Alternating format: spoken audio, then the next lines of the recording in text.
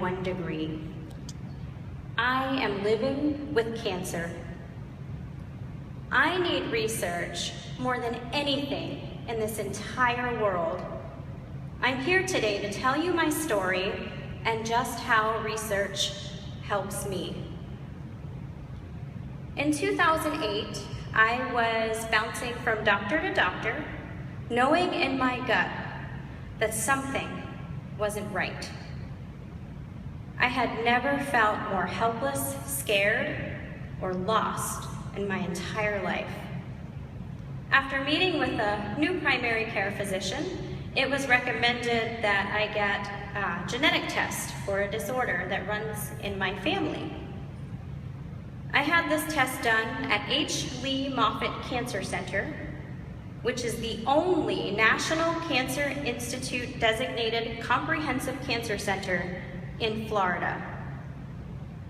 On February 16th, 2009, I found out why I was sick, and my life changed forever. My life will never be the same. My test was positive. I had a genetic disorder called multiple endocrine neoplasia type 2A.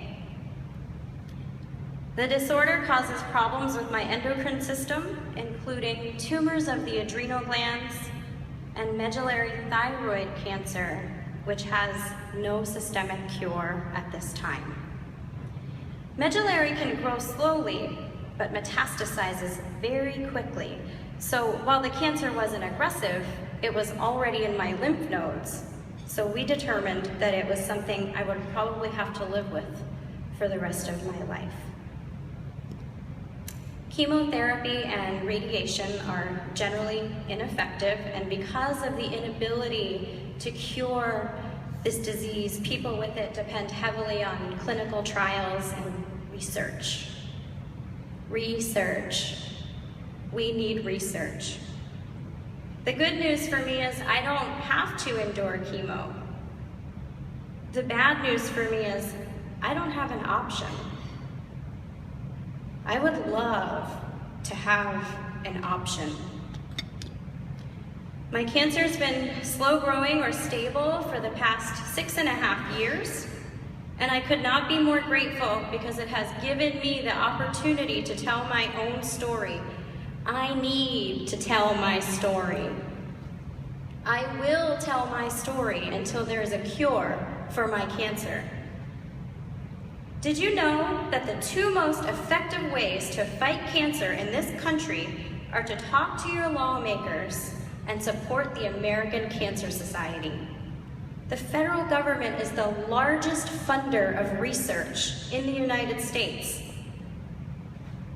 The American Cancer Society is the largest non-governmental funder of research. We need both of them. Without this funding, there are no new drugs for people like me. Currently, the National Institute of Health is holding a vaccination trial on medullary thyroid cancer. When sequestration took place, this study was briefly halted. People's lives were in jeopardy. It was ACS-CAN that helped ensure that this funding stayed where it needed to be. ACS-CAN also gave me opportunities to travel to Tallahassee and Washington, D.C. to meet with and tell my story to lawmakers. I was able to tell them how people with my disease are desperate for research, that our only hope right now is clinical trials and research. I told them how sequestration affects my disease and how I need a cure. Again, I will tell my story until there is a cure for my cancer. My 1 degree has become so much more. I don't just speak for myself. I speak for my friends, Liz and Maureen. who died of the same disease. Maureen passed away 2 days ago. Liz was a 27-year-old young mother. That is completely unacceptable. I speak for my friend Bill,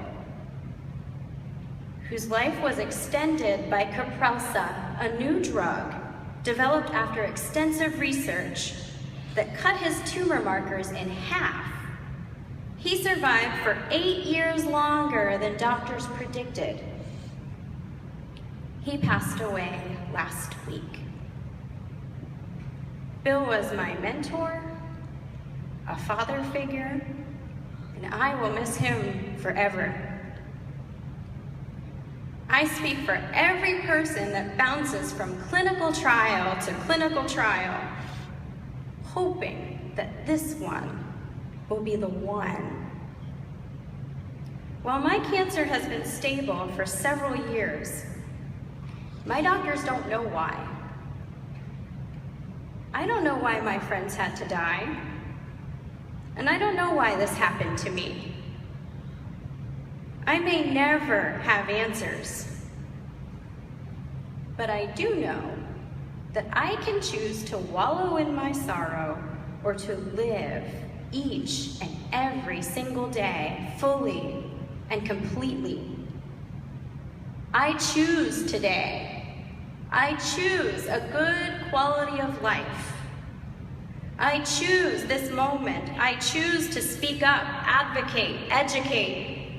I choose to fight, and I will never lose the fight in my voice. Before I go, I want to share a quote with you.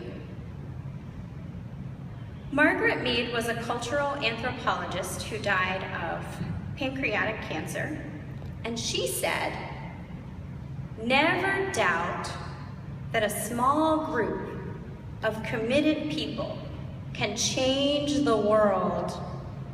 Indeed, it is the only thing that ever has. Please help me eradicate this vile disease and hold lawmakers accountable. I deserve a long, fulfilling life. I deserve more birthdays. We all deserve more birthdays. My name is Becky McKenzie. I am from Florida's 19th Congressional District. I have a voice. I am a supporter of Relay for Life, and I am ready to paint the world purple.